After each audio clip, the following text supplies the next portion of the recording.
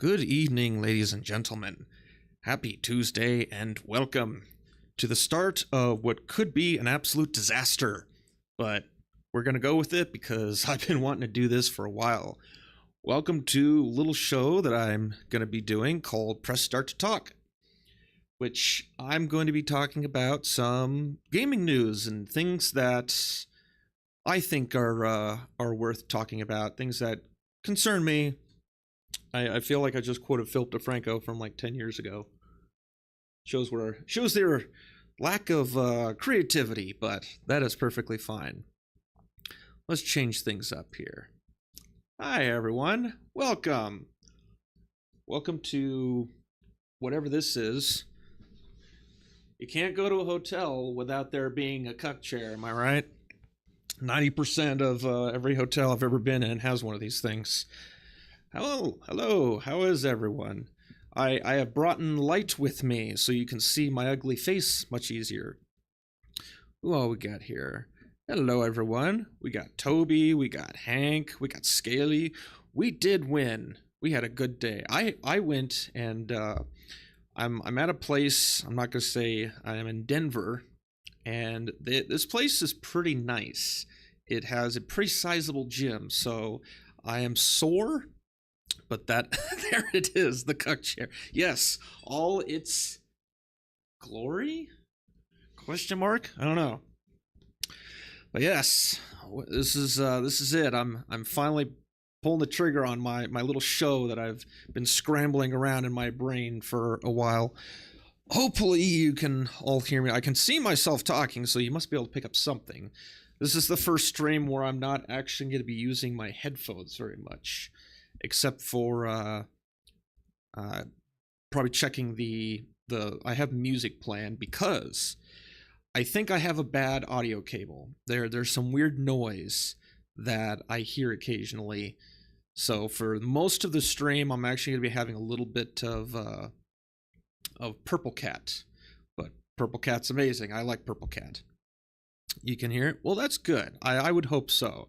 I don't want to be like another Markiplier stream where I just, for, 2 minutes on end.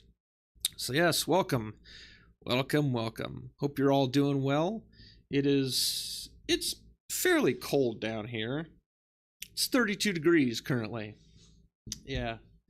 No, thank you. I am in a nice warm hotel room.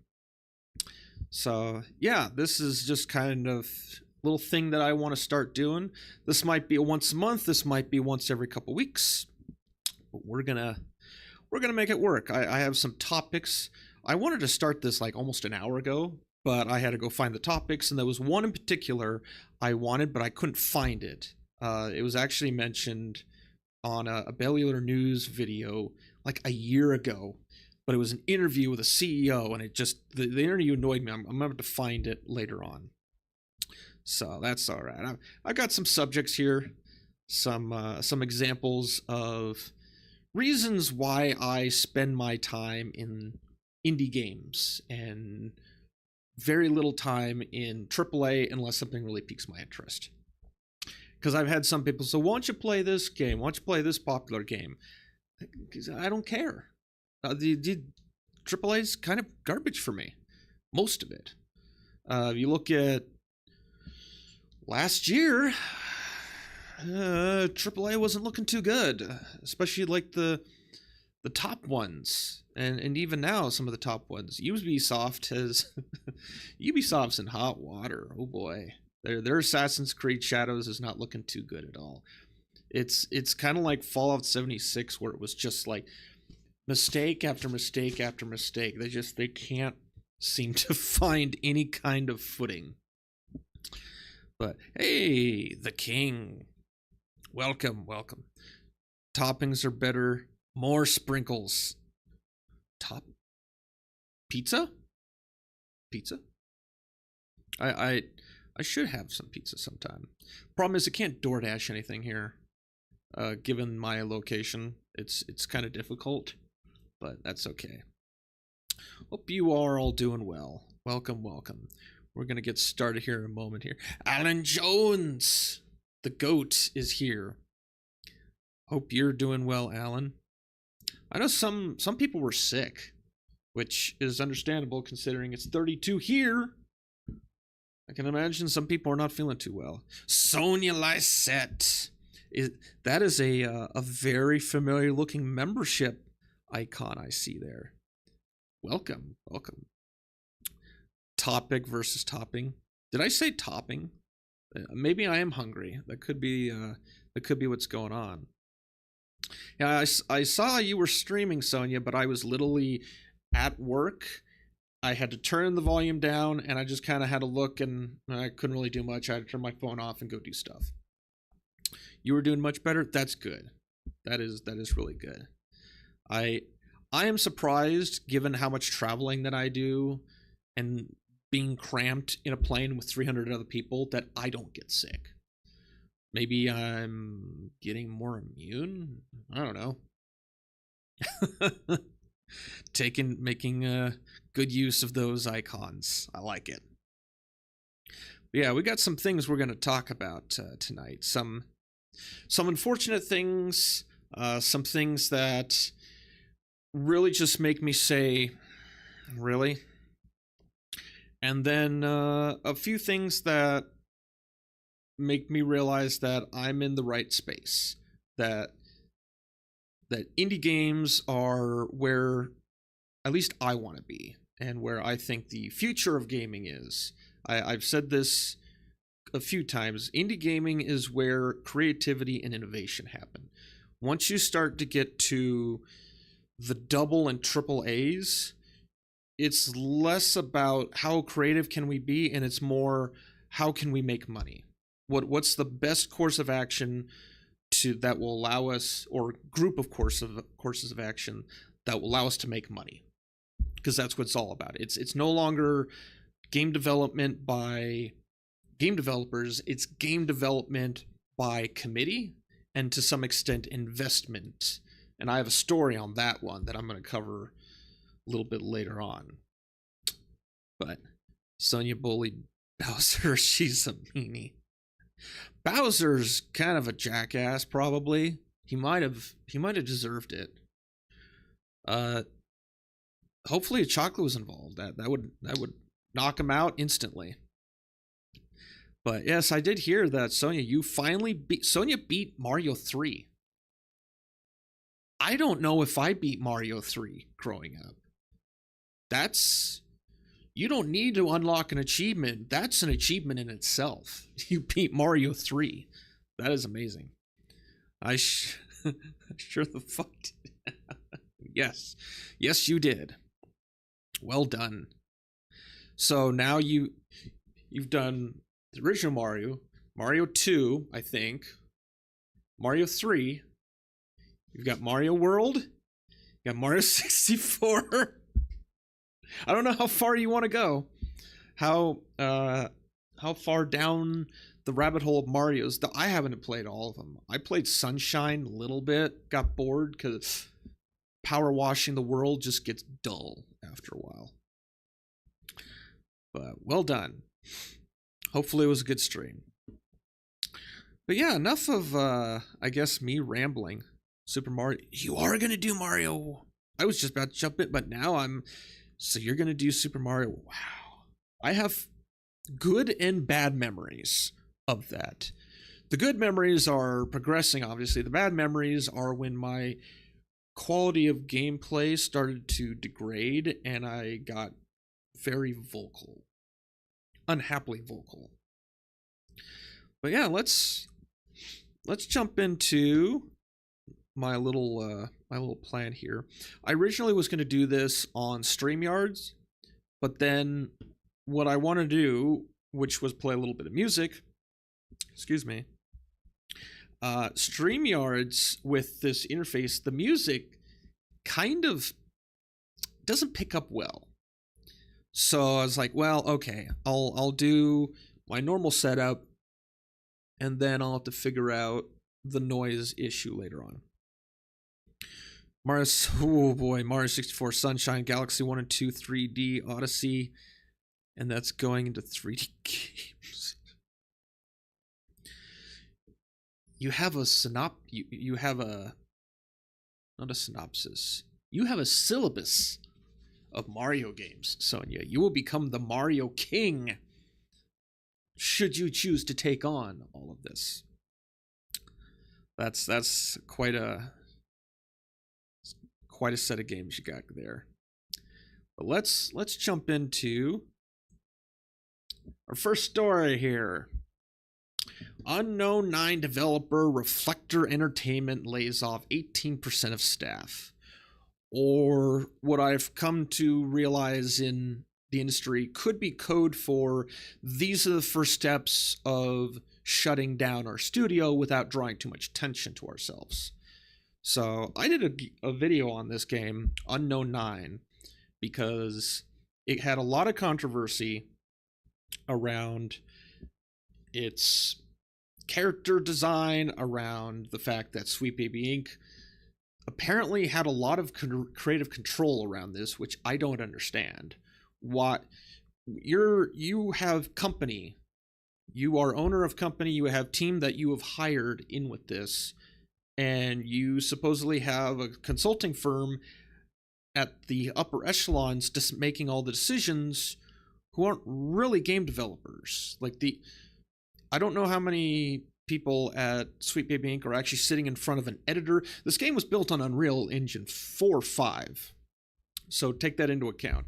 I don't know how many of them are sitting in front of an editor, building levels, texturing models, editing sounds, running, doing scripting, not writing of game script, scripting sequences. So character walks into their mark, script code fires and flips, other things happen. How many of them are at Sweet Baby Inc. are doing this? I don't know. I don't imagine many because they're a consulting firm. But yes, 18% were laid off, claiming, aren't currently assigned. Again, that still sounds like you're downsizing to either sell off or close up shop. I didn't realize that Reflector Entertainment, this was their first big game. This was supposed to be their big debut title release under the Bandai Namco name. I didn't know that. Super Mario is your favorite game? You should stream that, Alan. I was going to turn on my music. Let's do that. Real quick here. Yep, okay.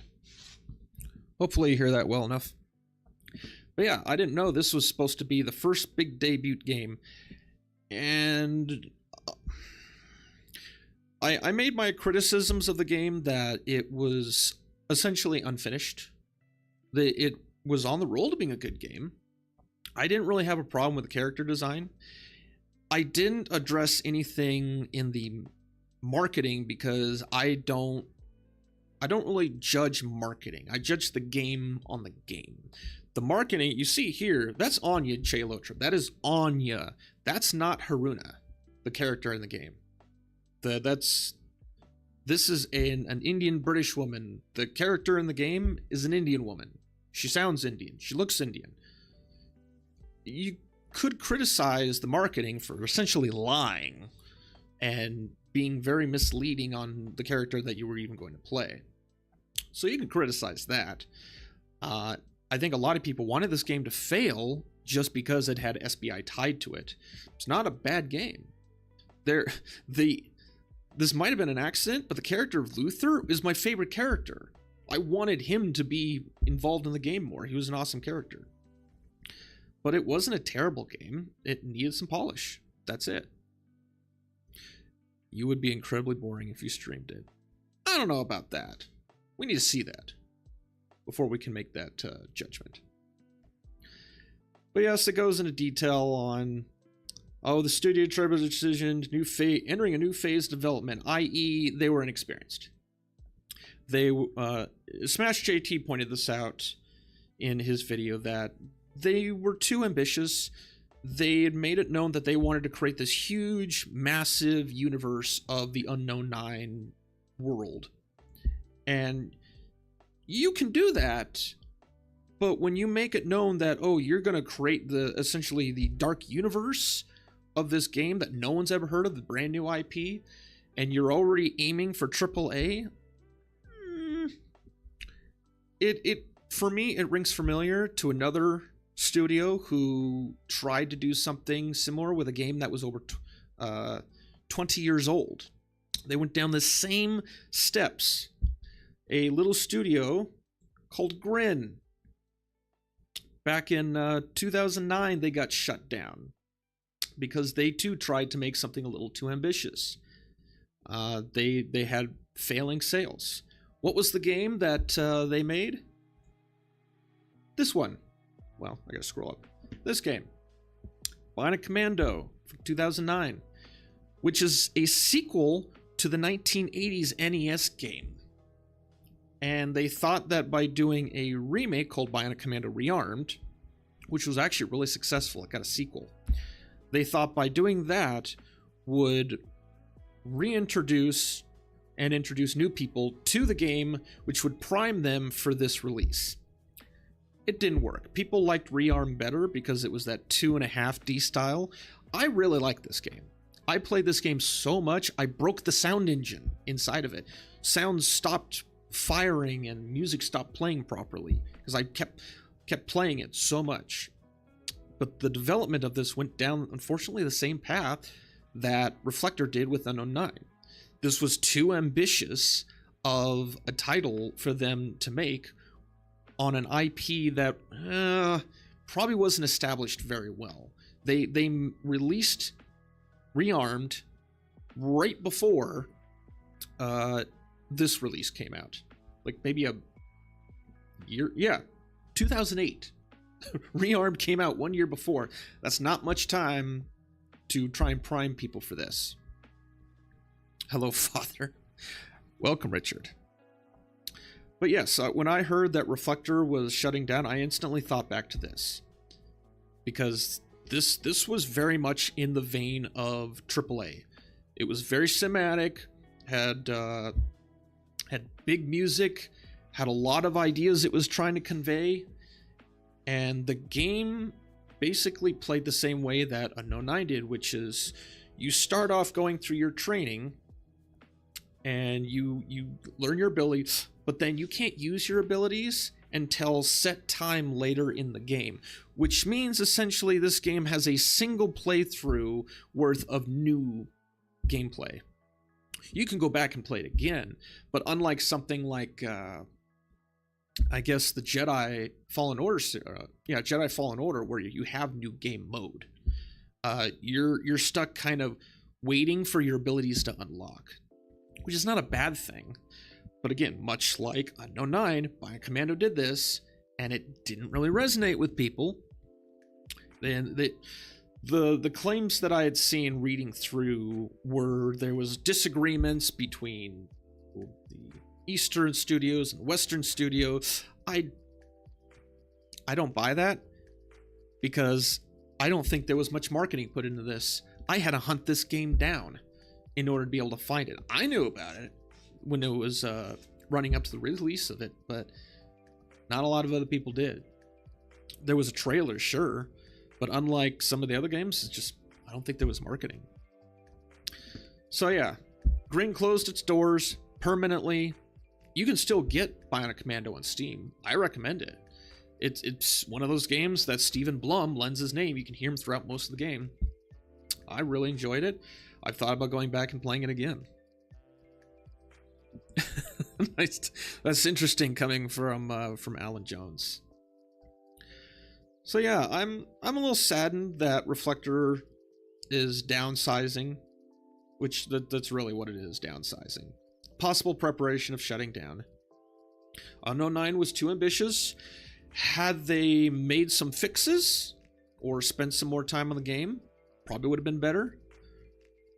I really would like to have Smash JT on to ask him some of the things that go on with these studios, because he apparently has experience in the industry. I really would like to know what makes a developer give near full control to someone who isn't actually a developer.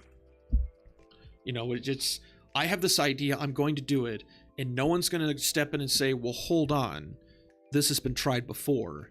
it didn't really work out that well. Let's start smaller and work our way up. No, instead they instantly went for apparently the AAA vibe, and it blew up in their face. You say it occasionally. I say it every time I see Toby jump in chat. Get him on. I would love to. I sent him a little, one of his streams, I sent him a little chat saying, hey, I appreciate what you do. I'd love to have you on. He said to email him. So we're gonna correspond and see if we can arrange a time for him to come on. And I mostly just want to pick at his brain and try and understand why a thing like this happens. I don't know if this was the case for Bionic Commando. If you had someone who really had a really ambitious idea and no one stood up and said, excuse me, this game, no one's really going to know it. I know it, but I grew up with the Nintendo. I grew up with Bionic Commando. The original Bionic Commando from the I think it was like 85 or 86. That's a pain in the ass. That's a tough game. That's unforgiving. People think like Dark Souls is a tough series, or Bloodborne. We had Bionic Commando. We had Ninja Gaiden. We had those games that were a real pain in the ass. So, but they became almost infamous in the fact that they were unforgiving. Some people beat them. Only the best people beat them. There was no easy mode for some of these games. Or something like Bionic Commando. I think there's like easy, medium, hard, and that sort. Same with Unknown 9. But yeah, that's unfortunate. Originally due for release this summer. When did this article come out? I read one at some point. It does not say. Don't you love that? Oh, here we go. November of 24. Okay. So yeah, it was delayed once already. It should have probably been delayed again into 2025, so you can get that extra time. That would have been my opinion on it. But yeah, that's one thing that's been happening. A bunch of people have been talking about it. It's like, well, I gotta say something on this because I played Unknown 9. I put 3 hours into the game. I would like to finish it now, actually, because there's going to be nothing else. There will be no sequel. Not that I ever really thought there was going to be a sequel. Just because something like this, I can kind of tell when, someone would like to tell a story, a continuous story, but there's not really the drive there. Believe it or not, this also is supposed to be an expanded universe. Bionic Commando, at the very end of the credits, there's a teaser that there's going to be something going back to the original 1980s game, something called Project Albatross, which you have to read in the lore of, basically go and read the wiki on Bionic Commando to figure out what Project Albatross even was. But they hinted at a sequel. Didn't happen because no one bought the game or played it. I technically bought this game twice. I think I've mentioned the shenanigans that I had to go through in order to even get that. But so yeah, rest in peace, the Unknown 9 series. I did a video on it. It's not bad. It's janky at times, but it's a new developer that was trying something new using an established format. Because I think I mentioned a few times, Unknown 9 has very much a similar feeling to the Jedi series, the Fallen Order series. Like the skills, the movement, some of the wording, you could swap this word with the Force kind of thing. Which is fine to follow something like Jedi Fallen Order. Fallen Order is a fantastic game. Survivor, I'll get into that another time, but yeah, Unknown 9 was like on the course to being good. Just wasn't finished. So I need to chug some stuff. Yeah. Alright. And as to what I'm going to be doing after my stories, I don't know. I didn't plan that far ahead, honestly. So let's move on to one that I've been hearing about for years. And the wording on this is why I'm very curious and very suspicious of the whole discussion. Because this whole article I'm very suspicious of. It's from IGN. And if you know anything about IGN, they're very pro AAA. We're awesome. We're better than everybody else. We're the important ones. That's what IGN pretty much stand. They're not as bad as Kotaku. Like, they don't sniff their farts that much, but they're kind of up there in the sense that they feel they're the most important. But this article, many in the video game industry hope for $80 if not $100, analyst says. I think this article is a plant, because this isn't the hope for $80 to $100 in my opinion. This whole article is meant to plant the seed in your head that future games are going to be $80 to $100 because the decision's already been made, people. The industry, the higher end developers want $100. They've wanted $100 for 5 to 10 years. They wanted them like probably 15 years ago. But they knew that the public most certainly probably wouldn't go for it. And so I've read a few books on marketing. I've been in success seminars. I've talked with marketing people. I understand the lingo. Games shouldn't cost more than... They used to be $20, Toby. I have StarCraft Brood War from Fred Meyer. It was $20. No. I think it was $10. Brood War. An entire campaign of new stuff. 10 or 20 bucks. I have the box at home. I gotta go double check. But yeah, they used to not be that much. There was an ad somewhere, maybe Billy Hatcher shared it, or someone shared it on my Discord, of Nintendo 64 games. The prices varied from $20 to $60, $30, they were all over the place. So this $70, even $60 standard, this is relatively new.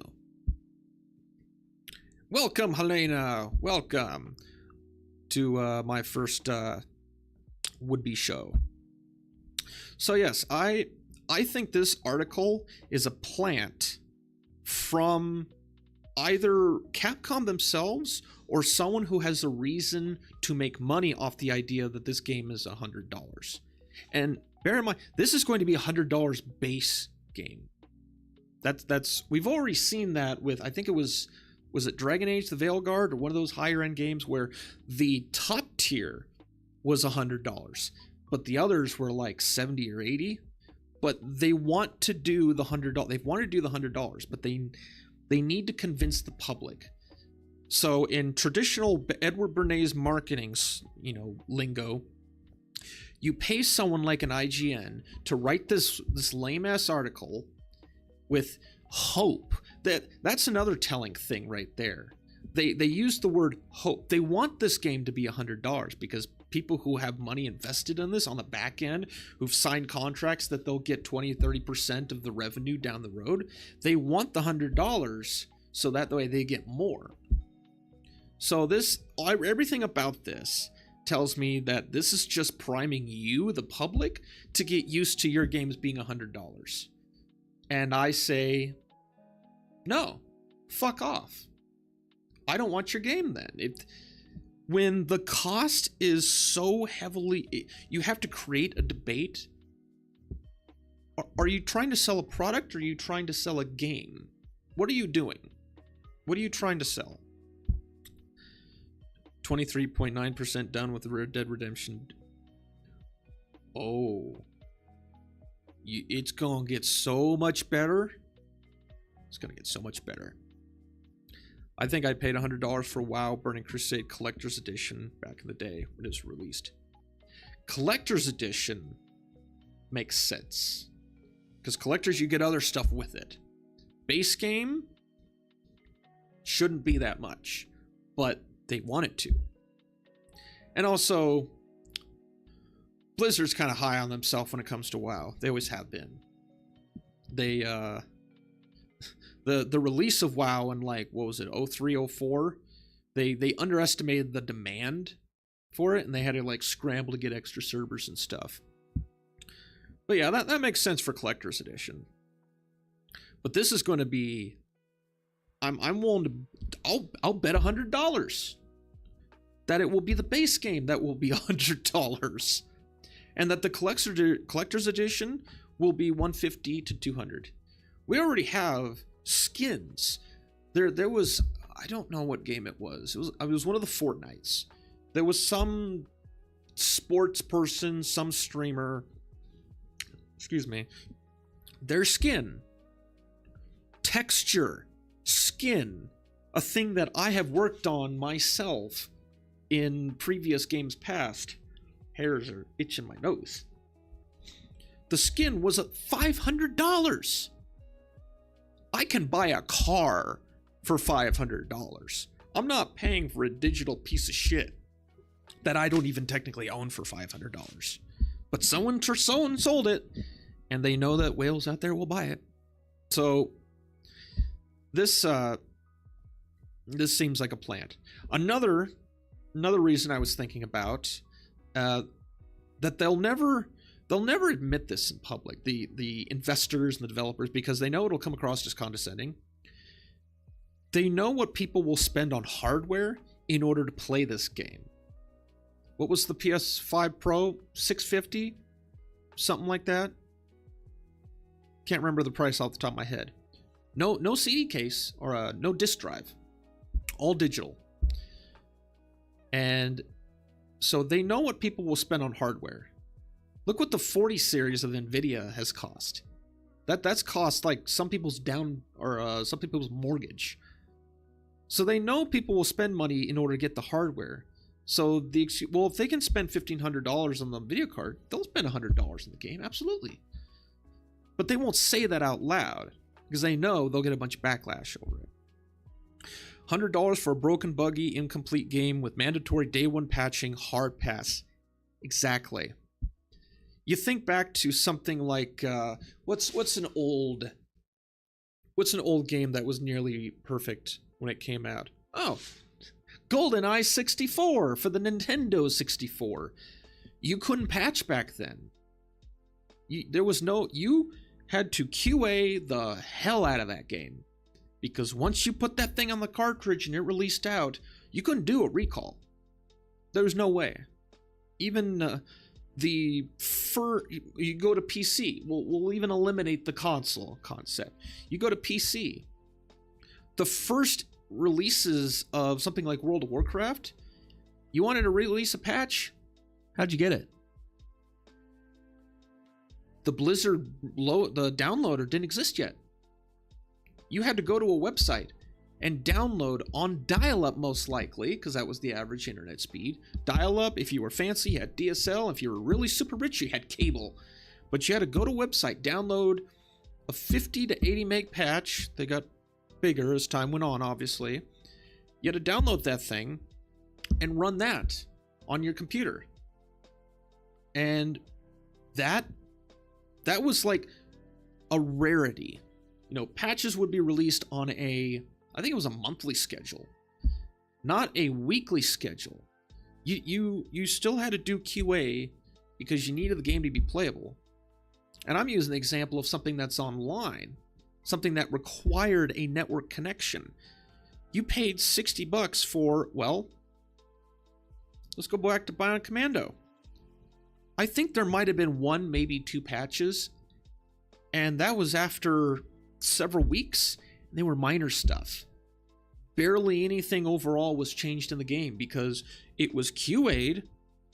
This was back in 2009. Things were a lot different. A lot different back then. You had to QA the game because once you put it on the disc, what if you couldn't patch it?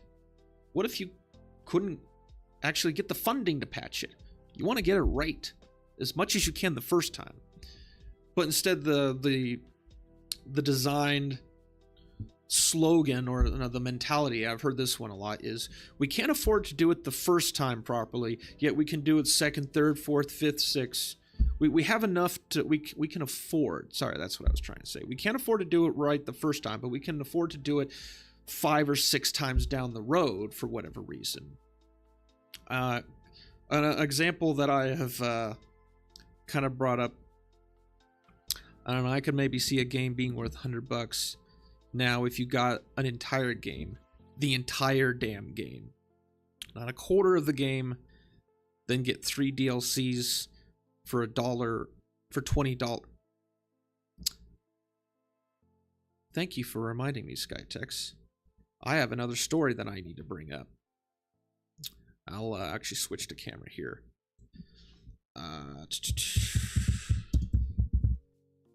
I wanted to talk about this, but I totally forgot.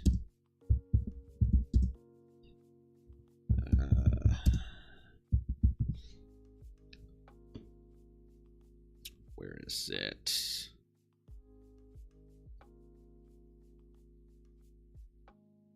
This is an old article. I actually had to... Oh, where is it? Damn it.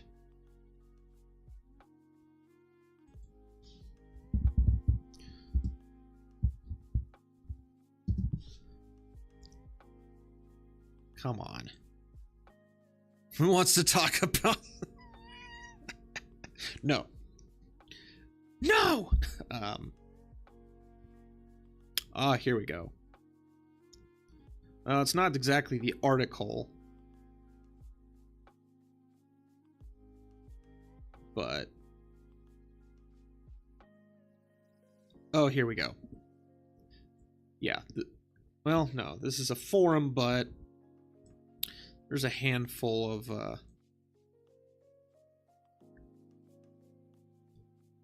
Is it Game Rant?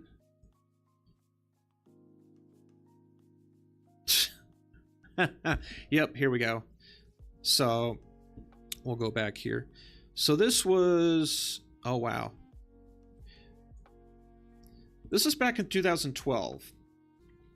So, Capcom released Street Fighter X Tekken, which was a highly anticipated game. It was essentially like Marvel vs. DC kind of anticipation. Well, there was... This was released on disc.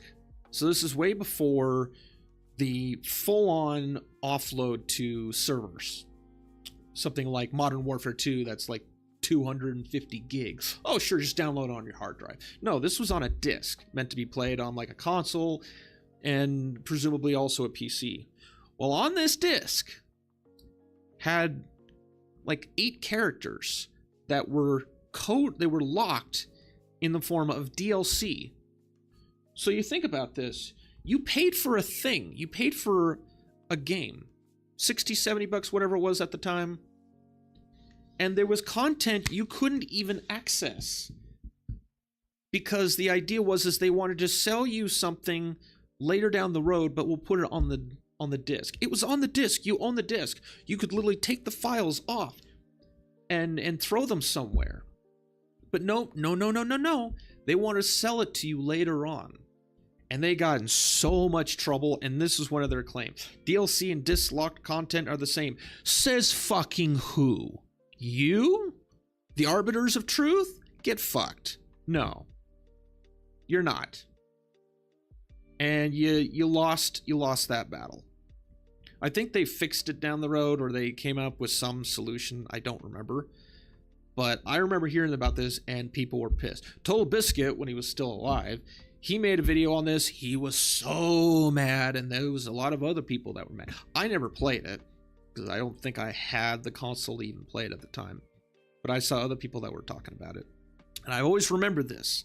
I remember this story. This is back in 2012, when they were really starting to tip their hand on how much they wanted to milk the customer.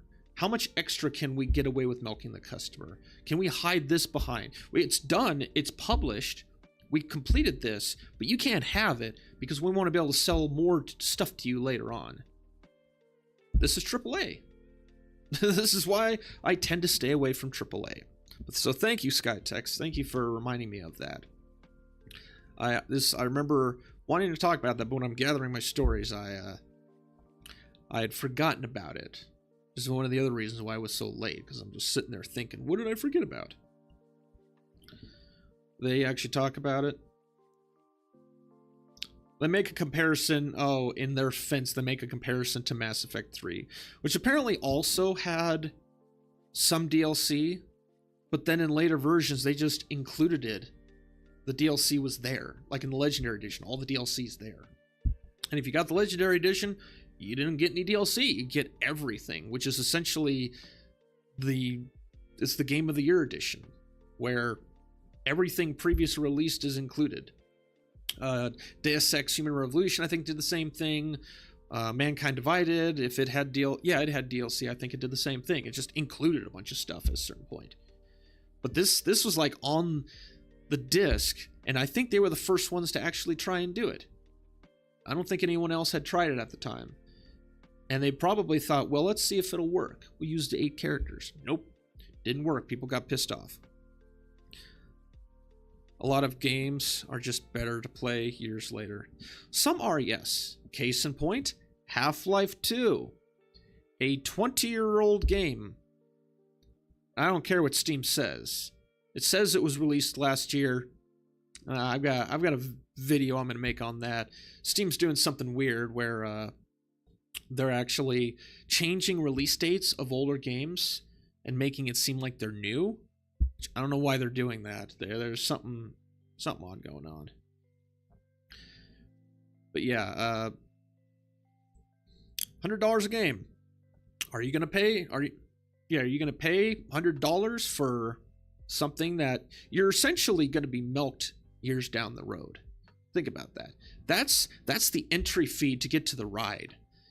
GTA 5 was very successful. It's made millions of dollars. It has been the cash cow of Rockstar Games for many... Well, not 6. Did I say GTA 5 or GTA 6? I'm getting all my words mixed up. But GTA 5 has been quite the cash cow for selling extra stuff. You know they're going to do a similar thing with 6. If $100 is the entry, what's going to be the... what is it, the Game Pass? Or whatever the seasonal crap is? I don't know Game Pass because of Call of Duty. But how much more are you going to be milked over the years? Mass Effect was a great example as well. Yeah. Now games will only put in little parts of upgrades and items that are incomplete code, so they can either finish it in an update or remove it. Yes! That's a good point, Hotaru. You get something, I don't know... Would Dreamlight Valley be a good example for that? Because Dreamlight Valley was on the Switch, and I don't remember if it released early access or if it was actual release, but they made releases and updates throughout the months or the year that it came out. But yes, that is one example where they will put code in. Valve is known for doing this. This is how they actually drop updates and stuff, is they'll put code in games because they know the data digger or the data miners are going to go in and read all about it and figure out all the little details. They'll put code in, and sometimes it'll lead to something. Other times it'll just lead to nothing. It's just a thing that either someone put in there, maybe they were scoping stuff out, maybe they're testing something, didn't pan out, but then they don't remove it. And so that code's still there. There was another game I'm trying to think of. Was it Dragon Age the Veilguard? Where there were like developer notes in there of like plot lines and stuff that they wanted to do, but it was like really derogatory or maybe not, like condescending stuff that normally should not be in game code that's going to be released to the public. Like, you strip that stuff out. You strip all your developer notes out. Unless it's official stuff that you're okay with the public knowing. It might have been Dragon Age Veilguard or maybe another game. Correct me on that if I'm wrong. Animal Crossing, that's what it was. Yeah, Animal Crossing, they would put new code and ideas in and possibly not do anything with it down the road. Animal Crossing is an unfortunate situation where, yeah, because of the timing of COVID and the lockdowns, it It was supposed to be a 5-year game, and they like gave up on it after 1.5 or 2 years, which is really sad. Only multiplayer new hotness games can really hold that price tag up and expect it to be paid. Unfortunately, that's I want to say that's true because that's where the marketing is put. You look at something like a Lethal Company that went viral, and it's a multiplayer. It's janky as hell code. Excuse me. It's very simple, but yet it got really viral and probably made the guy a lot of money. Red Dead Redemption 2, yeah, it's $20 now. I was at Walmart or one of the Target or something, and I saw it was $20, which blew my mind because for like 5 years, Redemption 2 did not drop in price. And people were waiting for it to drop in price because that's the normal expectation is, oh, after a couple years, it'll drop in price. No, it stayed at that price on all platforms for years because Capcom knew. They put a lot of effort into it. They released a couple patches, but they held true to that price. And it's made them a lot of money. Ooh. Felt a weird twinge in my neck. Dreamlight Valley actually updates regularly, so even if there's unfinished code for future updates, they still add to it. And that's good. That is nice. They keep notes on what they have, and they don't just let things dwindle into the distance. That's a team that's definitely on top of what they're doing, and that's nice. Call of Duty and sports games are the real ones that do it. Was it FIFA 23 or 24 that, and you could possibly blame this on COVID. I blame it on leadership and the developer tipping their hand a little too much that the games are literally just copy and paste. I'm going to presume that it was 24 that had title aspects and code aspects that were showing 2023 or the previous year's release.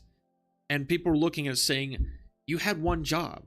It's clearly a carbon copy, but you couldn't even go in and change the dates for certain things. And like, there were players that were still in there, I think, that weren't part of the current roster. Like, it was kind of a PR disaster for FIFA. It was really laughable. $100 for NASCAR 2025 featuring. If he gets a portion of that money, which, hang on. If he gets a portion of that money, yeah, I can see that. But knowing how the licensing works, they'll want like 80, 90%, and after all the other stuff, Cody might get 5%. It's kind of similar to buying an album. The artist gets $1 for every $15 album sold or something like that. So you have to literally sell hundreds of thousands or millions for that particular artist being shown to get any kind of compensation. It would be interesting to see, though. You do not like DLC or microtransactions or game passes. I don't mind paid expansions if it's a whole bunch of actual new content. Again, yeah, I agree. i.e. StarCraft Brood War.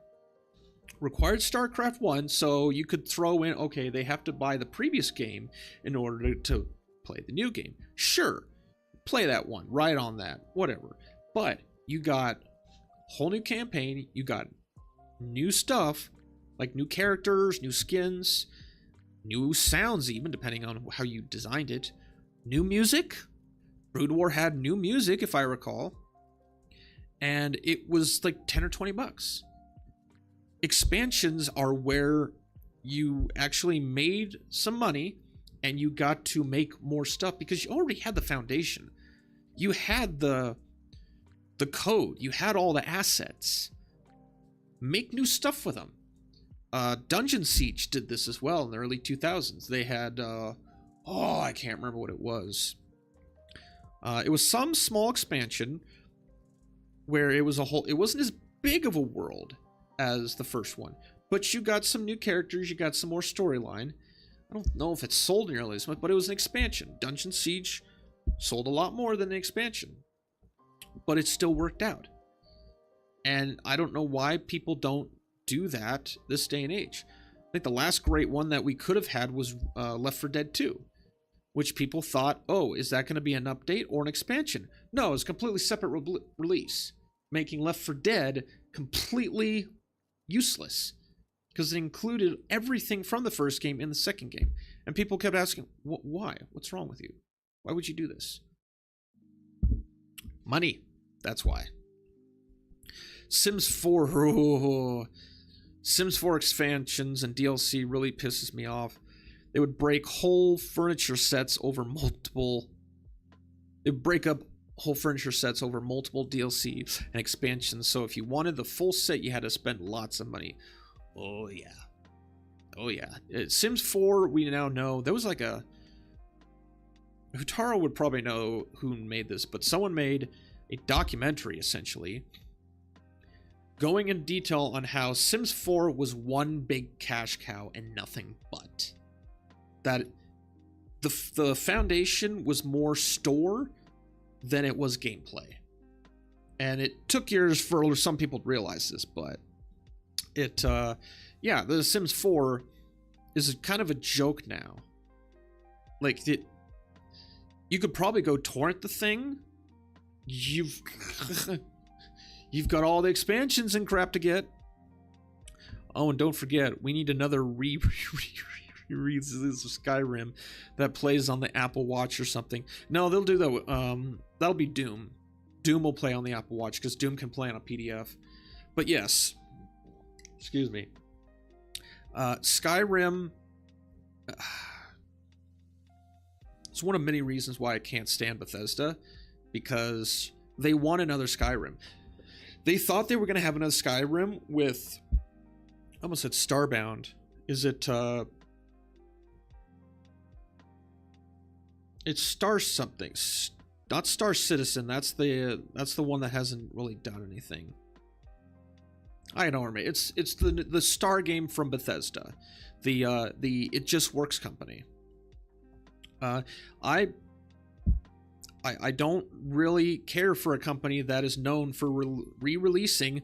How many is that? 1, 2, 3, 4, 5, 6, 7, 8, 9, 10, 11. Yeah, that's about how many versions of Skyrim have been released. There's a review, or a half in the bag, of Red Letter Media where they talk about the new Evil Dead, and Jay brings all the previous collections of Evil Dead 2, I think it was. The re-releases of this DVD, that Blu-ray, this collector's edition. Like, he couldn't hold them all in his hand. It was a hilarious joke, but it really showed that if someone wants to, they'll just re-release something over and over. I missed some messages. Hey, Wade, welcome. Here's, what modern retro handheld should I buy that plays real Game Boy games? Modern retro handheld. I'm guessing the Switch is not retro yet, because it's fairly new. Besides the Switch, well, you're real Game Boy games. Game Boy Advance comes to mind. I'm not a super knowledgeable person on the console, so I don't know.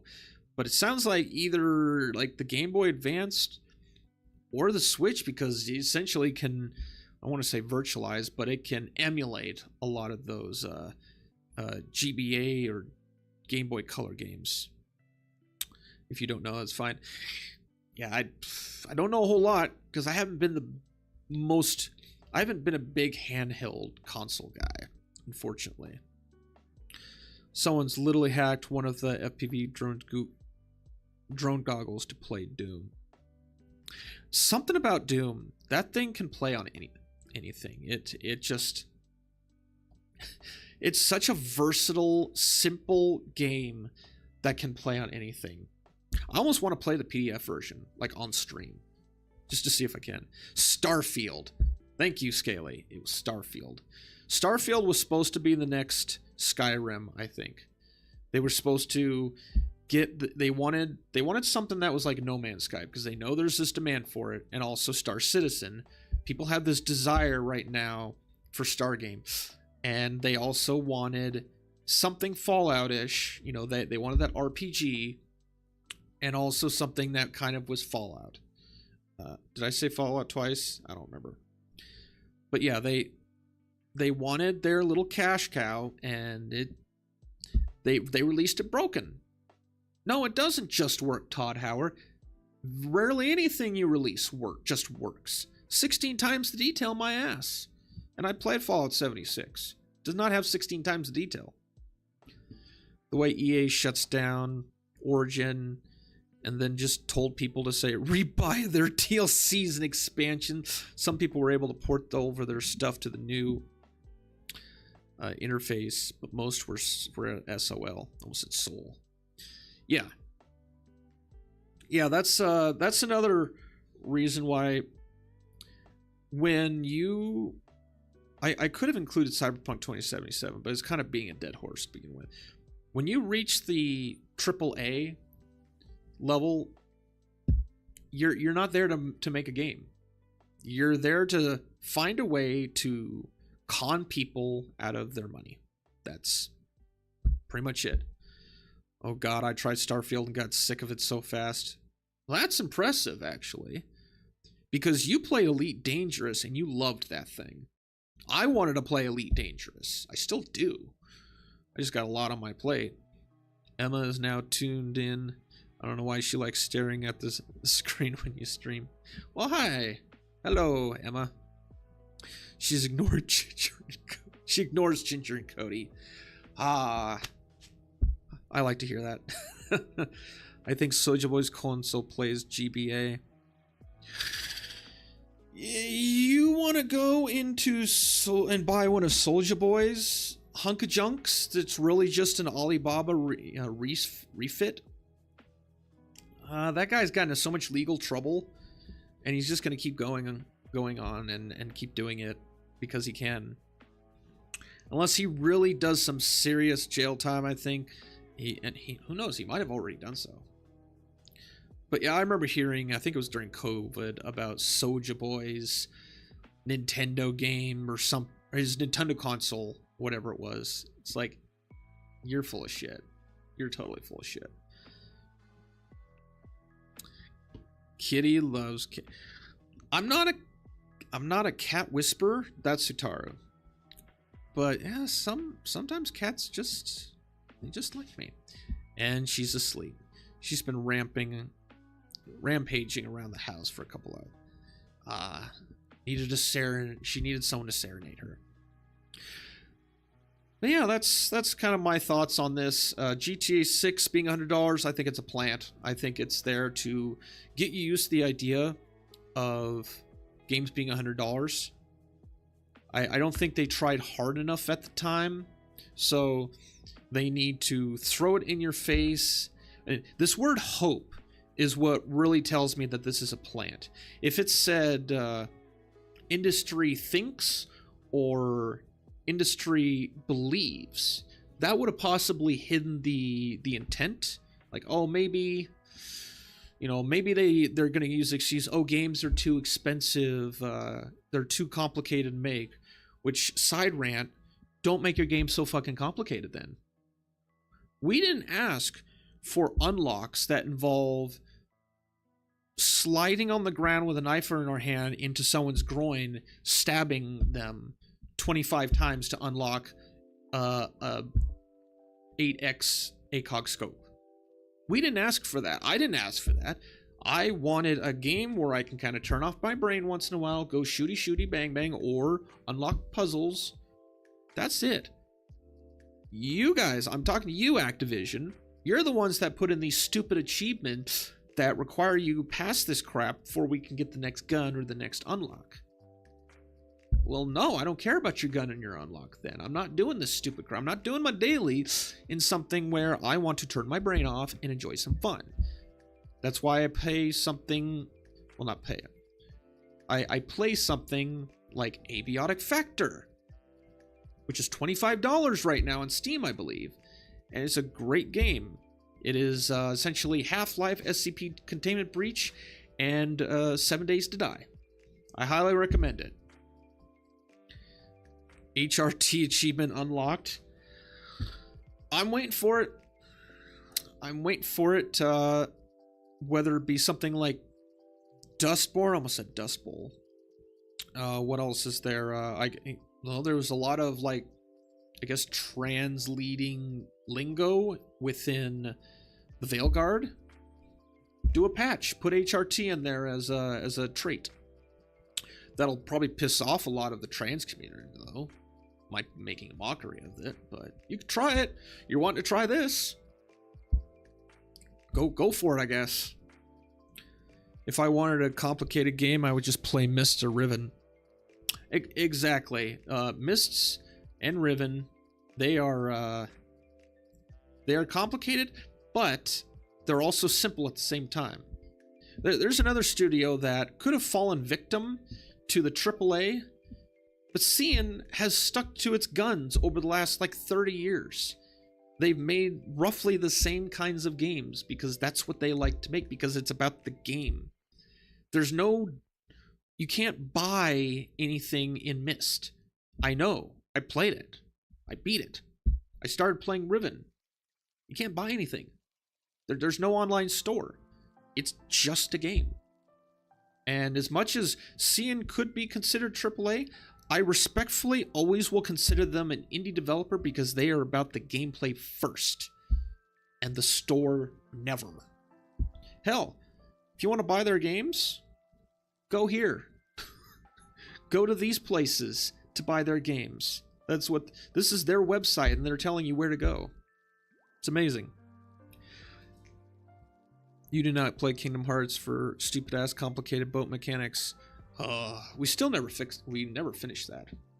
We never did. We got to go back and complete that.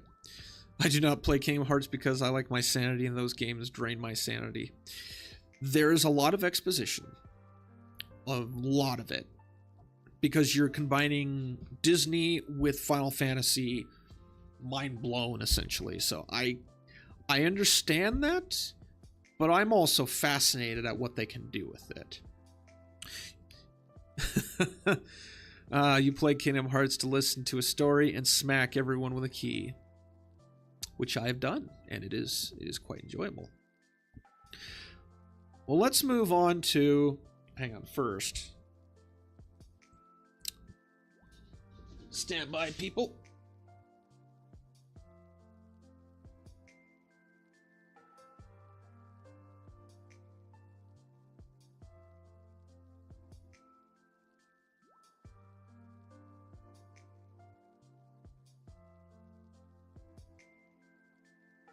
All right, had to blow my nose, and I figured I wouldn't blow the microphone out. Let's move on to the final story, which I originally heard about from a Bellular News video, which, excuse me, if you haven't checked out Bellular News, they do some good stuff. But this one really interested me because I played the first Kerbal Space Program. And the developer, Private Division, which sounds like a government contract, has been sold to a mystery buyer, according to this article. The mystery buyer is supposedly an investment company that specializes in game development. Kerbal Space Program was always a silly little... I don't want to say stupid, but it was... Like, the characters within there were stupid. Like, they were bumbling. It was silly. That was the point. The Kerbals were... They bumbled through their design until they got something that worked. And that's what it was. It was a little charming game. Now you have an investment company who wants to buy out the rights for it, and they want to turn it into a live service. Because that's what investment companies do, people. This is AAA, where you are game designed by committee or investment company. I've had enough run-ins over the 4 industries that I've worked in where when you get an investment company involved, the core design and whatever it was that you wanted to do takes kind of the back seat in favor of money. And that's what's happening here. Kerbal Space, which you can still buy or pre-order on Steam, where's the money going? It's not going to Private Division. No one's currently working on it that we know of, but you can still spend money on it because it's about trying to turn it into a live service. And I know.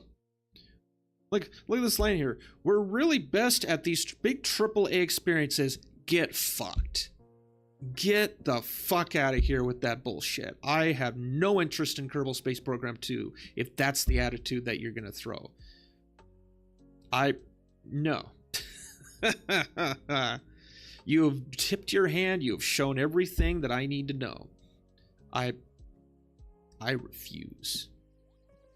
You played so much KSP. Right, KSP, the first one. I think I got into it because what the hell is his name? Oh, he was one of the Ogscast guys. Rich Dog. Rich Dog played a lot of KSP. And he's kind of like one of these weird engineering designer guys, and so he got really intricate with his designs. And I was like, ooh, that's really cool.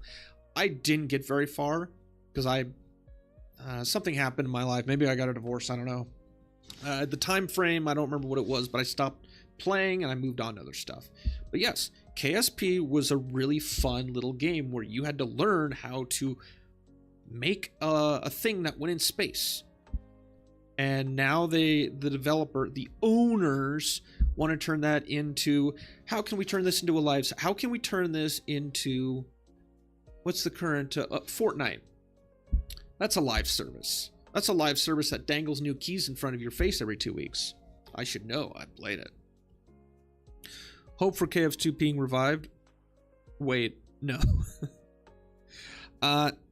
For me, no. I will not touch KSP2. If anything, I might just play the first one out of spite. But yeah, this development by committee, I'm seeing a lot more of this. I honestly think GTA 6 is starting to turn into design by committee. But that's my opinion. I have no proof of it. It's usually the behavior that gives away things like that for me. That will ruin it. Oh, I think it will. I absolutely agree. It will totally ruin it. And Take-Two, they're the publishers for the Borderlands games, which are developed by Gearbox, which formerly they made Opposing Force. They are something completely different now. They're not the same people back then. Gearbox, something different going on. I got to research that, and I won't talk about that right now. KSP2 was released shortly, then the company died. Is that what it was? Which, if someone's getting new ownership to try and turn it into something else, yeah, no. I have no interest in it. See, I know that, you could buy it, but no one was really talking about whether or not you could play it successfully, which I wasn't going to buy it and risk that. I've bought enough games that have more. I bought Fallout 76 when it was on sale 3 weeks after release, and I got it for half the price, which I figured was pretty accurate because I got essentially half a game. So I got my money's worth, in my opinion. This is one of the few times where I take a risk on something that's supposed to be a AAA experience. Whereas, yeah, you could say I'm a hypocrite because I'll buy early access games. I buy early access games from indie developers. From developers that are learning to make the game while they're making it. And this is something I will die on this hill. Indie developers? English, it's kind of difficult sometimes. In my opinion, indie developers have something to prove. And so they're going to think about the price second. They think about the store second. They have a game that they want to make first. They want to make it good. They want to make it so that somebody can enjoy it because they have maybe call it an ego to bruise. I don't know, but they have. I ever watched Todd Howard when he walks on stage? The man walks out like he just wants to whip his big dick out and say, "Look at me, I'm awesome. It just works." No, Todd. Get out of here. We're done listening to you. AAA has a lot. They snip their farts just a little too much, I think. And I know I bitch about AAA a lot. These are just a handful of examples that I pointed out tonight that lead me to believe that everyone's saying right now that AAA is dying. Or like the Upper Echelon put out a video. Oh, the AAA bubble has burst. Articles from 2012 that showed AAA was going downhill. I've got more examples that I'll have to do another show on. But it's really becoming problematic when designing behind the scenes is becoming more store related. And this is the newest one, I think, that's going to be going in that direction of you're not going to be acquiring your parts in KSP2 probably. You're going to be buying your parts. I haven't even gotten it. I should probably cover the shitstorm that Pirate Software uncovered. Well, not really covered, but he made known that I didn't know about this. That game, Star Citizen, is such a cash cow. The thousands that you can spend to unlock other secret parts of the store to spend even more thousands of dollars for a game that's already... How much money has it made? Star Citizen cost. How much money?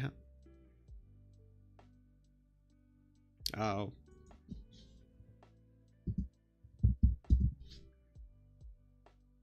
$700 million over 12 years? Really? And you're charging still thousands of dollars? Yeah, I'll pass. A decade, 12 years. Go think back 12 years, people. What was happening in your life 12 years ago? And a game was still being developed. This is nuts. Star Citizen is the same size cash cow as Pokemon. Oh, but Matt Lown is the YouTuber that got me into KSP. I have not heard of them. I'm gonna have to check them out. I would spend hours tinkering with designs when I'd get an idea to try to make it work. Yeah, that was KSP. It was trial and error. Now imagine KSP as like a Facebook game where you only have so many times you can trial and error, and then you might have to pay money in order to get further.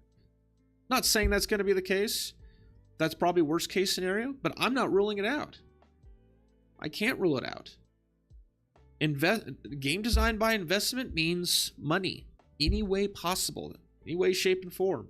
Whether it's $100 or I think I closed out one of my other articles, or I didn't even have it open. Whether it's $100 or how can you milk it down the road? It's really unfortunate that something like this has happened. Won't play it. Here's the thing about Star Citizen. At some point in my life, I wanted to play it.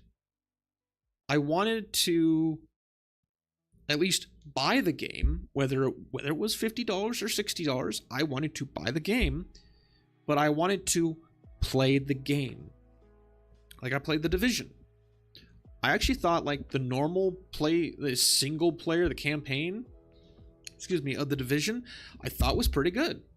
Keep in mind, I played it well after the shenanigans of the damage and the patching needed to happen. So I didn't experience any of the downfall or the pitfalls of the initial release.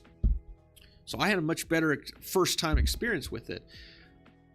But then when I learned about all this extra stuff that potentially you'll have to get if you truly want to enjoy the game. Like, I'm not spending $5,000 on a ship. You think I'm joking about that, folks? Go to the store. Without even buying the game, go to the online store and check some of the prices of that. Or just watch a video of someone going through the store.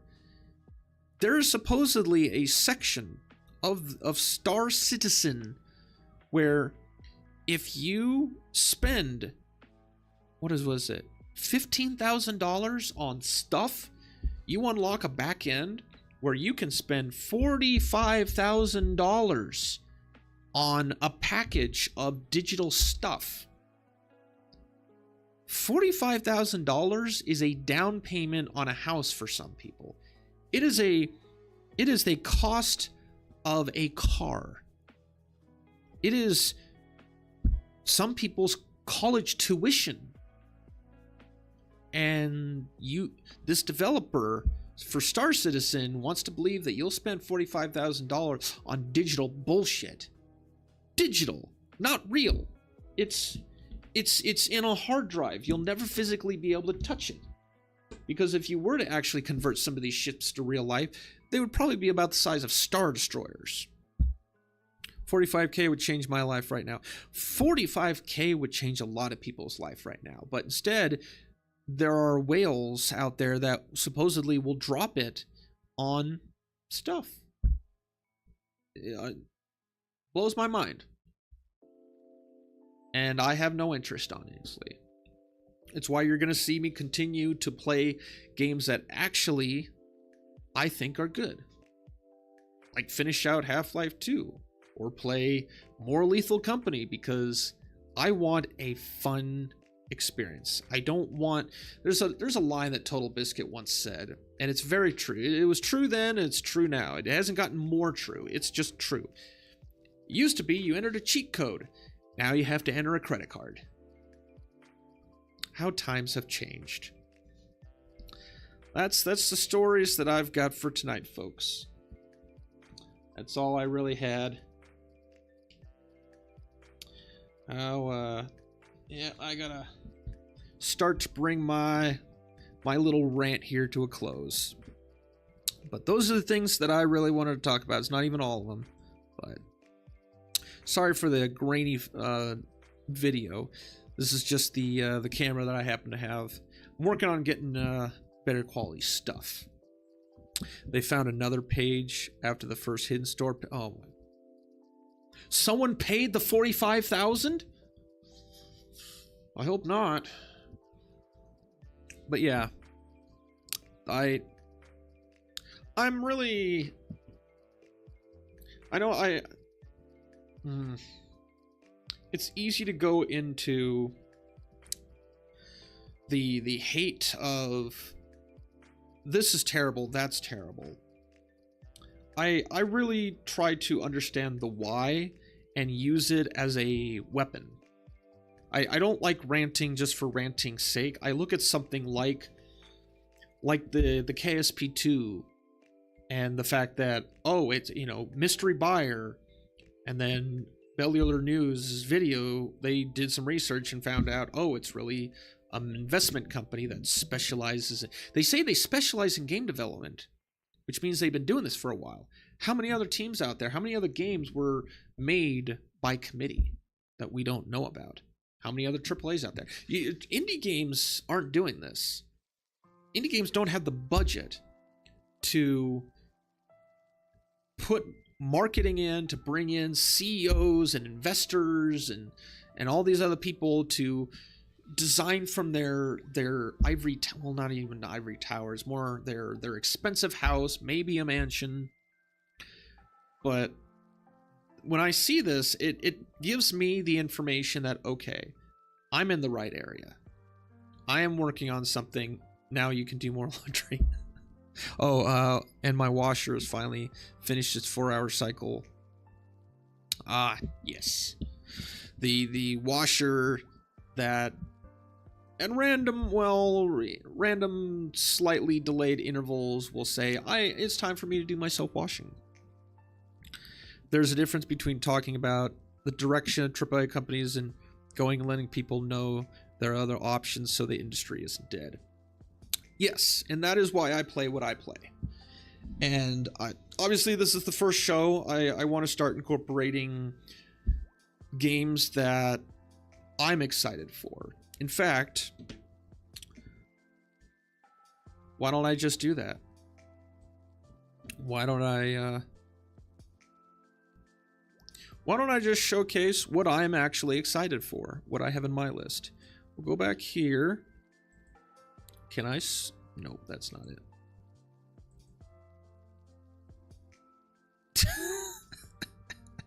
Gaming is dead. Give it up and switch to gooning over Twitch thoughts instead. I honestly didn't think those were still a thing. Here we go. This is my Steam wish list, ladies and gentlemen. These are the games that I have an interest in. You've not heard about a lot of these. Train 113, I actually bought that and I have the demo. It's either demo or full version downloaded. And I want to do a video or a stream on it. Probably a video. So that one I can actually remove because I have it now. Even though it says coming soon. Black Steel. That is a cyberpunk game. Well, very much in the kin of, I think, Blade Runner. Turbulence, airplane survival simulator, where you're literally going around and you're flying and you have to, it's kind of like executive decision, I think, just with weather. So that one I'm curious about. Subway Simulator, if you've ever played Mechanic Simulator or any of those like the Power Wash, you're a mechanic or you're a technician in a subway. I'm curious about that. Spine, this is Gung Fu, essentially John Wick the game. I'm curious about that. Lo-Fi, another cyberpunk game, very much in the vein of Blade Runner as well. There are two versions, unfortunately, of Lo-Fi. There's this, and then there's another third-party version that's VR that I played. That one's really cool as well. Admin Simulator. This is a silly little goofy game that I was interested because I did 5+ years of IT, and I'm curious where this could possibly go. You're gooning right now. Thank you, Richard. Yeah, I want to know, like, I did PC Building Simulator. I kind of had to stop because I was getting too much trauma with the fact that it was basically help desk the game. But Admin Simulator, like, I've done admin work. I know what's involved in that, and I want to know what they're going to be doing with it. War of the Worlds. You can actually get early access of this right now. I've seen some videos of this. It looks really good. The sound design and the world building is really, it's got my attention. Replaced. It doesn't actually show video, but it's another cyberpunk game. A lot of those coming out that I'm interested in. Cyberpunk Detective. Another, well, cyberpunk game. Crime Punk Detective. I can read. Another Blade Runner-ish kind of game. Vigilancer 2099. I think that's kind of a Blade Runner-ish game. The Last Night. I don't even... Oh, that's probably Blade Runner meets Fifth Element, judging by that. I'm curious about that one. Stygian Outer Gods. I don't even remember what this is. What is this thing?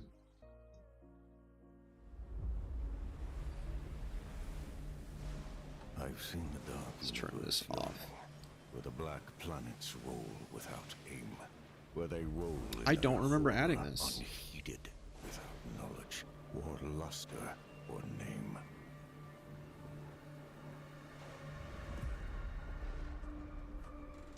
This looks really good, actually.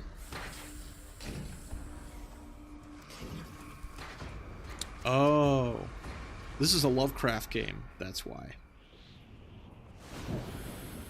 Yeah. Yep, lots of madness. Yeah. Lovecraft. So that's another one. Jump Ship. This one is probably the one that I am most excited for because it's essentially Sea of Thieves in space. and I really enjoyed Sea of Thieves. I want to get back into Sea of Thieves, honestly. We need to plant the seed there. But yes, Jump Ship. I'm really looking forward to that one. Thalassomania.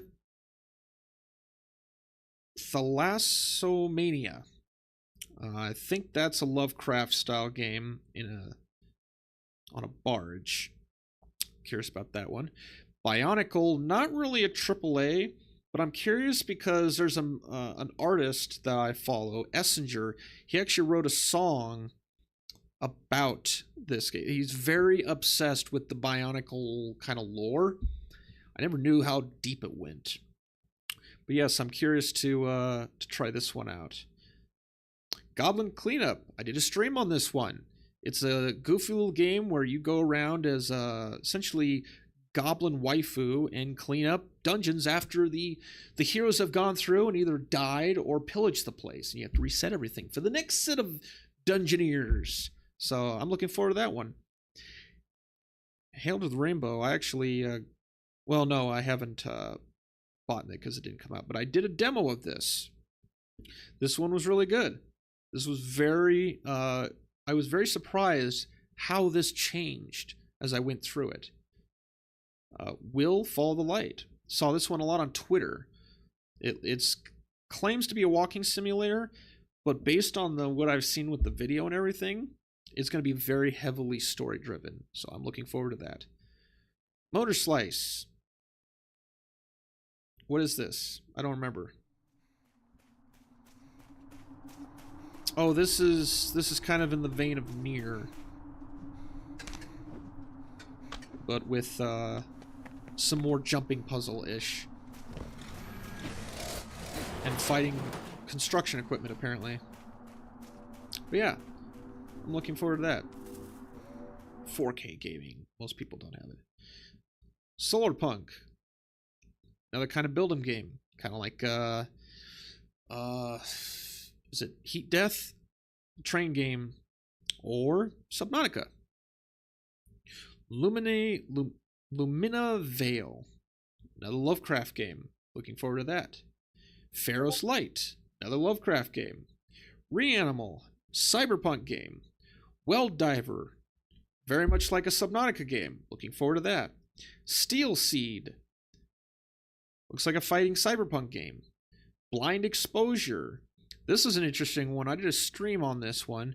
You have to light up the entire level using your camera's flash, and it redraws the light each time you use the flash in a different direction. Really interesting of how they did the level design there. Mononoke no Kuni. Saw this one on Twitter. Indie developer, kind of in the Ghibli style. Looking forward to that. So, like, I've got all of these indie games. Like, look at this. The list goes forever. Cloudburst.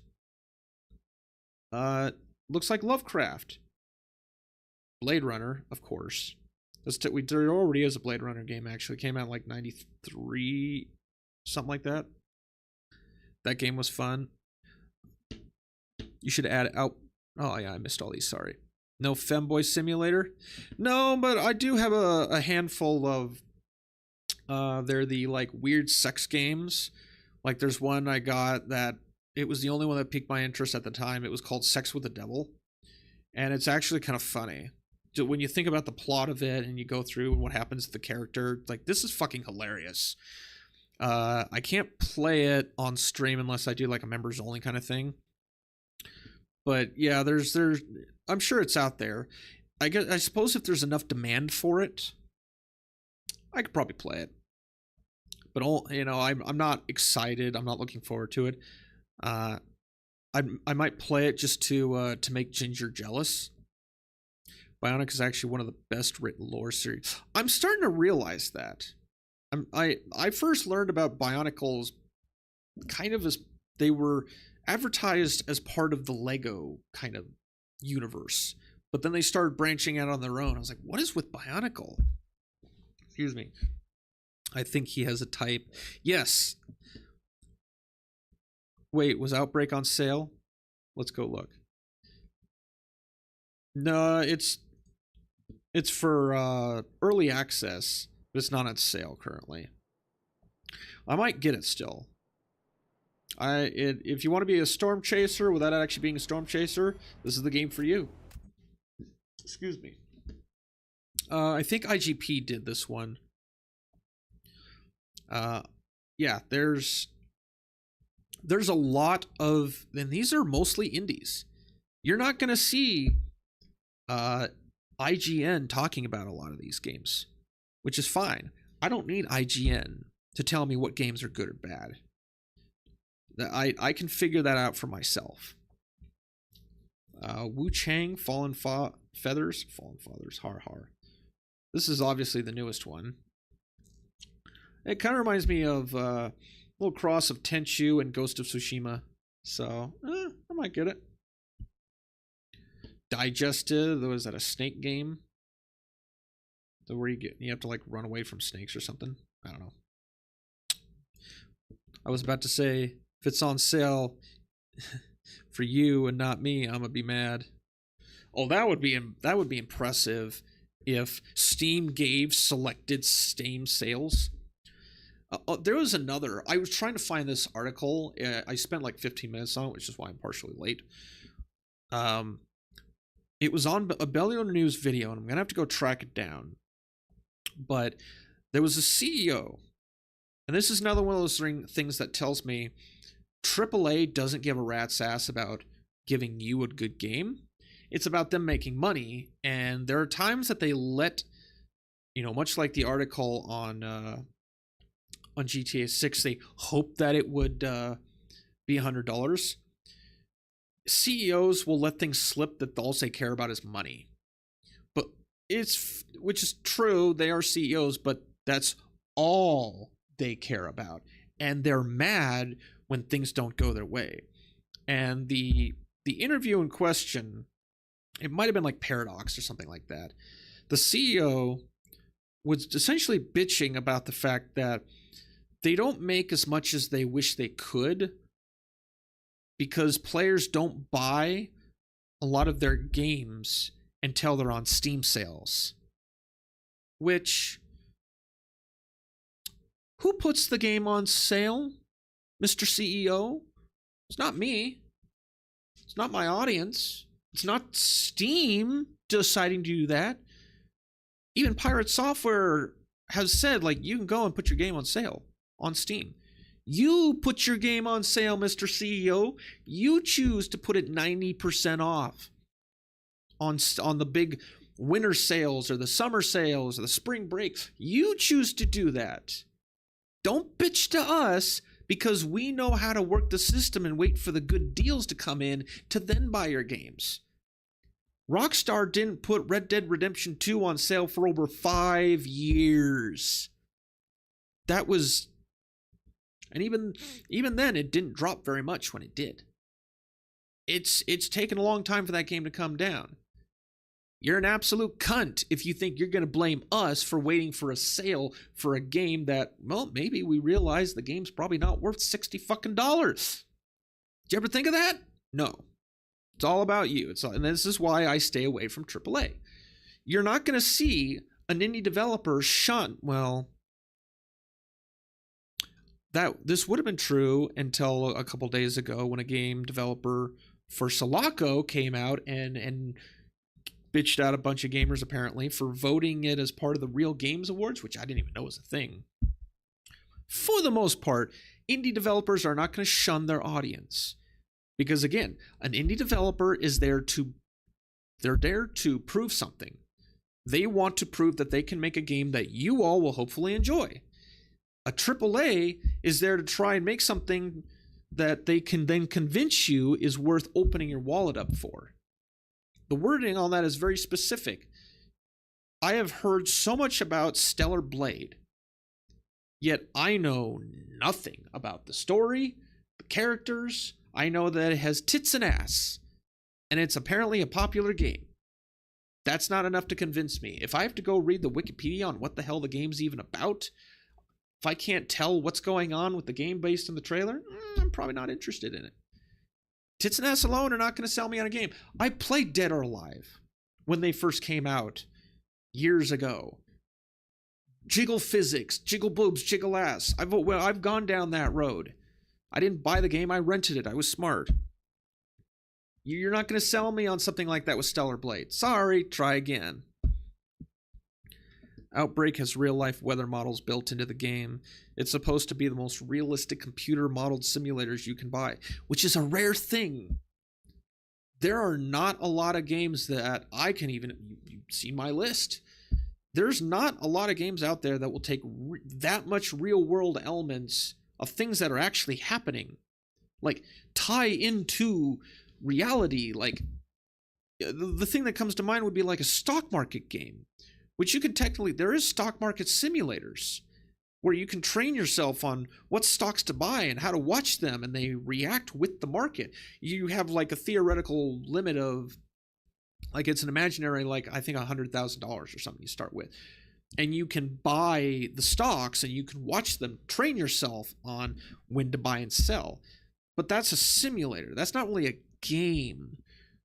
But this game, Outbreak, models after that. And that is impressive, which is why I'm looking forward to it. Shun the CEO. Shun.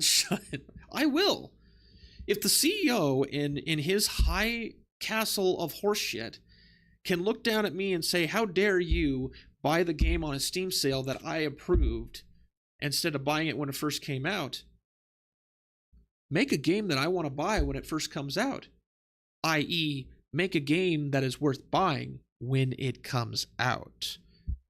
Don't make a game that requires many patches down the road, i.e. Cyberpunk 2077, lie about the marketing and only give a few people review copies so you can create the narrative that, oh, this is a much better game than it really is.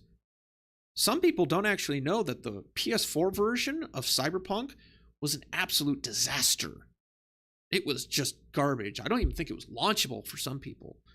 So, I need to shave. It's about tits and ass. Oh, Stellar Blade? I believe that. I remember I had a thumbnail. Excuse me. I had a thumbnail for, I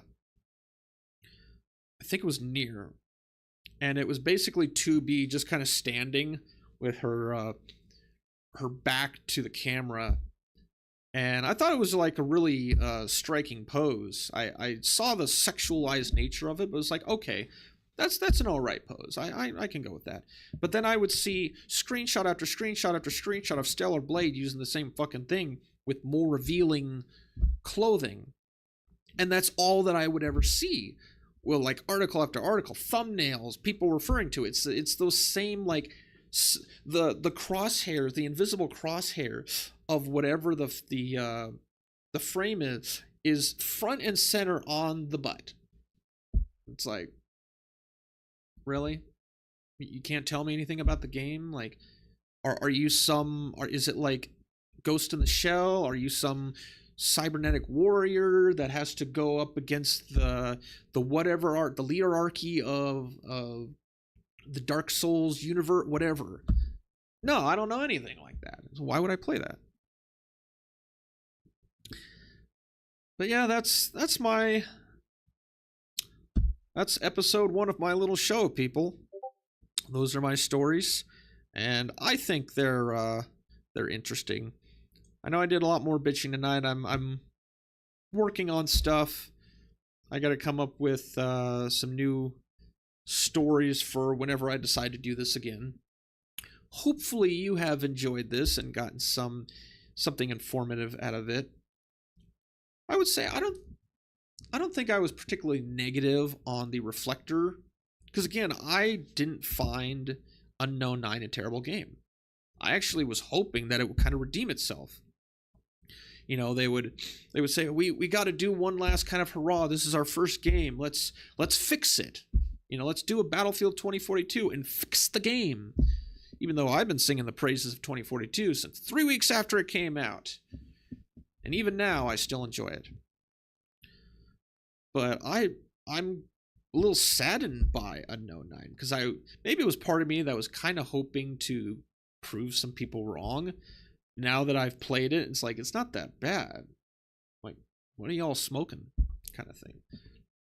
Bosco, my phone. Wait, is that?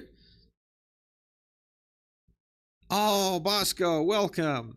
God damn it, I was asleep. Please stream for 10 more hours. I have to work, unfortunately, in the morning. I can't even like play a game tonight. I don't think I can, anyways. Yeah, I can't play a game tonight. Tomorrow night, I can definitely play something. And no, there's not going to be any Naked Snake, because no goal's been reached. 12 more hours. 12 more hours. 12 more. No, I'm going to see if I can chop this up into... I'm going to try and do the Camelot thing and see if I can chop this up into segments to post as video of stuff that I think is worth posting. Or maybe make some shorts out of them. We will support you financially to quit your job. That would be nice, honestly. I don't expect anything. I've technically been doing YouTube for over 15 years.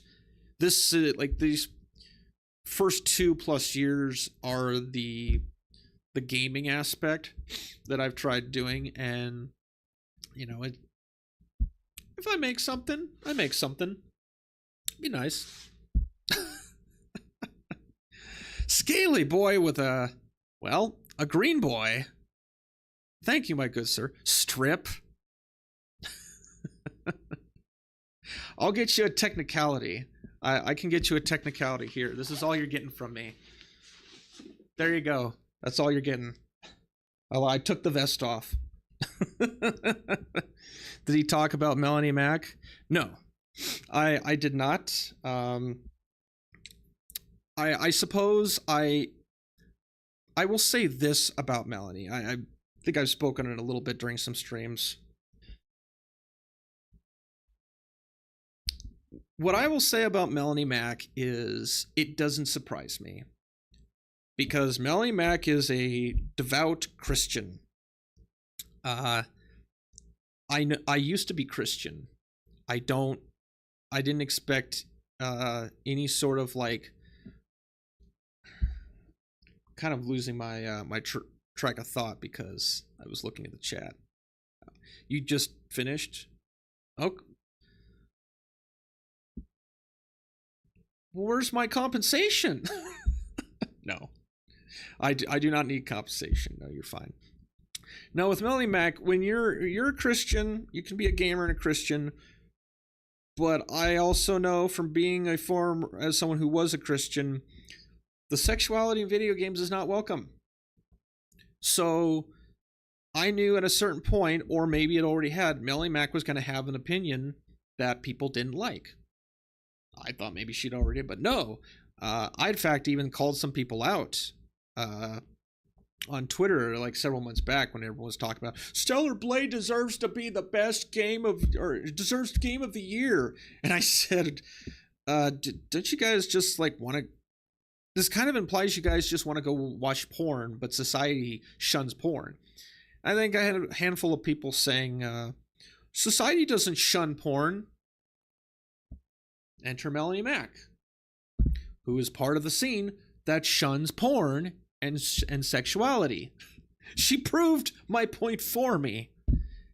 And I was surprised by the timing, but I wasn't surprised that she actually said it. Because when she said it, I thought, well, that makes sense. She's Christian. Well, why would she have any other opinion? And the fact that there are, like, I called Smash JT out on the stream. It's like this war, the people arguing over Melanie Mac, like this war's pointless. What I probably should have said is, this war is pointless because she's not going to change her mind. People saying they talk with her behind the scenes and trying to come to some kind of compromise, like nerds who disagree on things, like someone like Skytex could probably say they prefer, this version of Star Trek. I might say I might prefer that version of Star Trek. We could list our reasons for liking them and probably come to an agreement that, yeah, they're both pretty cool versions. We're just still going to like our versions. That's not the case with most Christians. There is no room for compromise when it comes to the belief system of, sexualization. This is not going to happen. Melanie Mack's not going to change her mind. So you trying to go in and convince her is a waste of time. Let her have her opinion. Ignore it. Do your thing. I really didn't give a shit, and I still kind of don't. I'm not even going to make a short on it because it's not even worth my fucking time.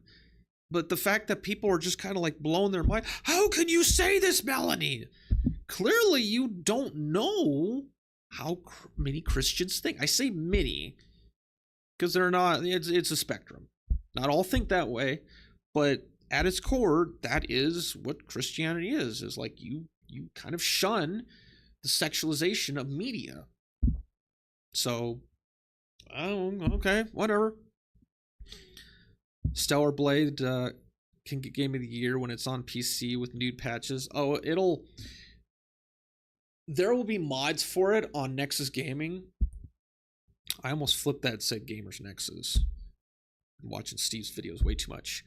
And the moment those mods come out, within like 48 hours, they'll be gone. Because someone within Nexus Gaming, or whatever it might be called, will not like that. They don't want that. I don't know. There's like some company that owns Nexus Gaming or Nexus Mods. It's like some well-known company. I can't remember who it is. That might be why the strings are being pulled where they are. But that's likely what's going to happen. You're going to have the full nude mod, and it'll be removed in no time. Whereas you can go get Half-Life 2, you can get, I think it's one of the cinematic mods, and it's a fully nude Alex. You can go do that. How much is Half-Life 2 again? Is it $2? And the graphics hold up pretty damn well. And whatever Fake Factory did with those models, he was Stellar Blade before it was a thing. Let me just put it that way. People just don't have to play games when their ethics, moral. Did I read that right? People just don't have to play games when their moral ethics and morals don't align. Yeah, they don't have to. It's interesting how it's like people to. Why force them? It boggles the mind. Maybe I'm more passive and I'm just like, whatever, I'm gonna go do my own thing. You can hate on these games. I don't like Doom Eternal. Are people gonna call me out on this bullshit? My opinions are probably not really founded. I don't care. They're my opinions. There's so many other games that I can go play. I played Doom 2016. Really good. Didn't care for Eternal. I love animals, but still send excessive shit Pokemon to the butcher for money in ROMs. Damn. Bosco being up to like total meat industry on this. Oh my god, the new Doom though. Oh, the Dark Age. That's them trying to go in a completely different direction. They can have it. They can have it. I've gotten my fill of Doom. 2016 is good. I played Doom 3. I played Doom 64. Like, I played the Dooms. I'm good. I don't need another Doom. That's kind of why I don't play any of the new Assassin's Creeds. I've gotten my fill of it. I played 1, 2, Brotherhood, Revelations, and like I'm done with that storyline. I'm happy. I'm not thirsting for more. I wasn't thirsting for a Doom game after 2016, but they came out with one. I played it, and it was like, kind of blah in terms of story.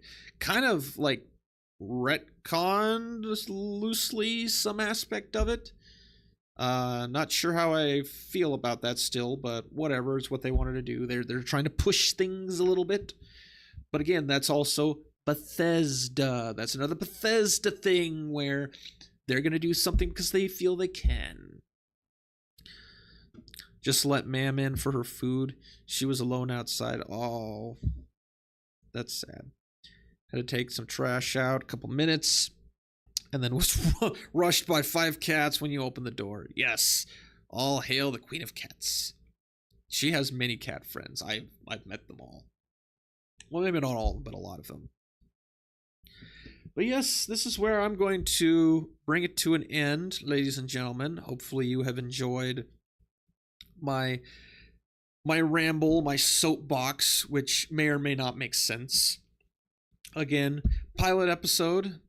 You test things out and you see where it goes.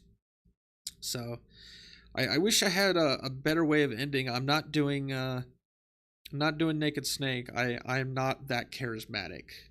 No, I am not Cody. I don't have the body of Cody. I would like to, probably a little bit, but no. Nope. Instead, I'm going to bring it an end here, folks. I would like to thank everyone for watching and hopefully enjoying this. I'm definitely going to be coming back to do more of these. I got to get more stories that interest me, and I would even hope to have a few guests on, whether it be people that are local here, that are part of us, or someone like a Smash JT. That'd be amazing. You will find your own, I'm guessing I was supposed to say outro. Yeah, probably. Ma'am didn't stay inside for long because Muffin and Finn were ready to... yes. Thank you, Alan. So yes, thank you everyone so much for watching. I hope you all have a fantastic evening, and I will see you next time.